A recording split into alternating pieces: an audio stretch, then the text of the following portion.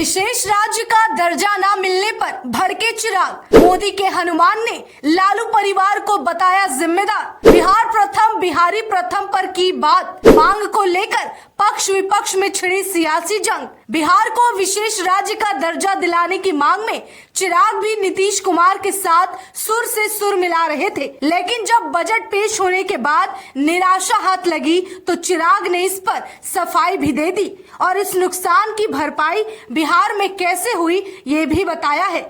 भले ही बिहार को special category वाला ट्रीटमेंट ना मिला हो, लेकिन आर्थिक तौर पर बजट में बहुत बड़ा मदद बिहार को मिला है। दरअसल बिहार को मिले तोहफों पर केंद्रीय मंत्री चिराग पासवान का रिएक्शन सामने आया है। विशेष राज्य के दर्जे को लेकर बिहार में छिड़ी राजनीतिक जंग पर बोलते हुए चिराग पासवान ने कहा कि बिहार को आज विशेष राज्य का दर्जा ना मिला तो उसकी जिम्मेदार सिर्फ और सिर्फ यूपीए सरकार है।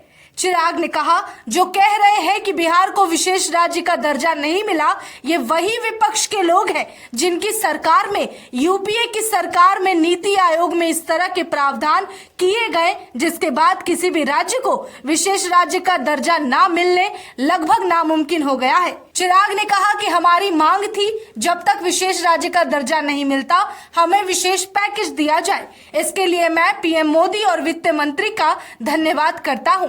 चिराग ने आगे कहा कि इस बजट में बिहार प्रथम बिहारी प्रथम को धरातल पर उतारने का प्रावधान किया गया है।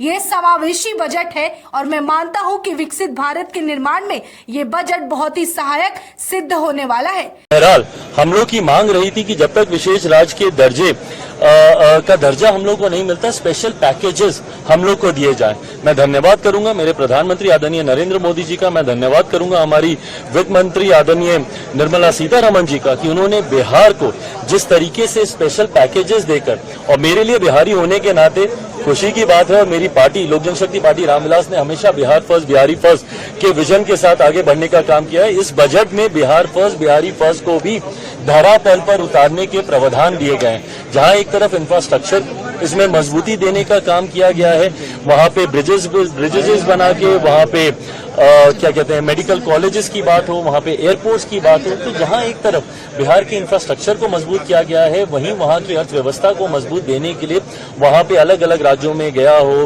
राजगीर हो, अलग अलग राज्यों में जिस तरीके से टूरिज्म को भी वहां पे बढ़ावा देने के लिए प्रावधान किए गए हैं, जिस तरीके से बाढ़ की एक बहुत बड़ी समस्या जिससे हम लोग हमेशा दशकों से हम लोग परेशान रहे हैं, उसके भी समाधान का जिक्र इस बजट में किया गया है। तो मैं मानता हूं बिहारियों के लिए ये बहुत खुशी की बात है। पूरी बिहार की जनता प्रधानमंत्री जी का धन्यवाद करेगी। बट ओवरऑल भी अगर इस बजट को देखा जाए तो पूरी तरीके से समावेशी बजट है। पिछले 10 सालों में भारत की अर्थव्यवस्था, एक मजबूत अर्थव्यवस्था का लाभ हमारे समाज के हर वर्ग को मिले, युवाओं को मिले, महिलाओं को मिले, किसानों को मिले, मध्य वर्ग के लोगों को मिले, इस बात का ध्यान भी इस बजट में रखा गया है। मैं मानता हूं कि एक बजट, ऐसा बजट जो युवाओं से जुड़ी सबसे बड़ी समस्या बेरोजगारी का भी जिक्र करता है।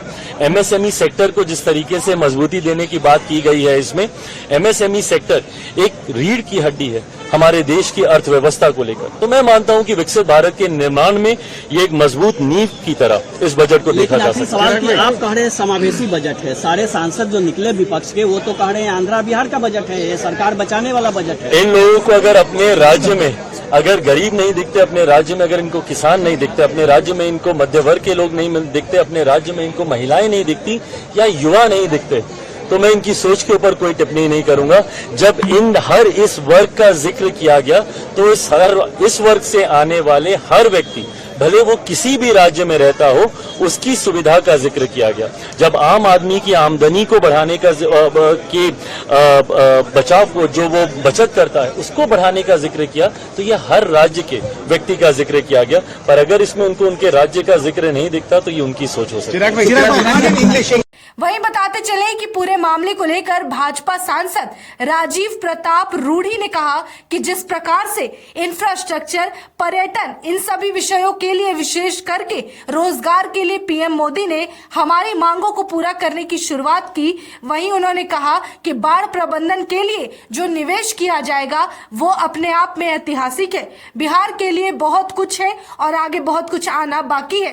बताते चले कि आज बजट पेश किया गया और इस केंद्रीय बजट पेश होने से पहले तक बिहार के लोगों को और खास करके जेडीयू और नीतीश कुमार को ये उम्मीद थी कि बिहार को विशेष राज्य का दर्जा आज के बजट में घोषित कर दिया जाएगा। हालांकि ऐसा कुछ भी नहीं हुआ, जिसके बाद नीतीश कुमार को निराशा हाथ लगी है और इसके बाद से लगातार विपक्ष नीतीश कुमार पर हमलावर है, जहां लोग सवाल कर रहे हैं कि नीतीश कुमार के रहते हुए और गठबंधन में होते हुए भी अगर एनडीए सरकार नीतीश कुमार की नहीं सुनती है तो ऐसे में नीतीश कुमार का इस गठबंधन में होने का ना तो कोई फायदा है और तो और नीतीश कुमार को इस्तीफा दे देना चाहिए।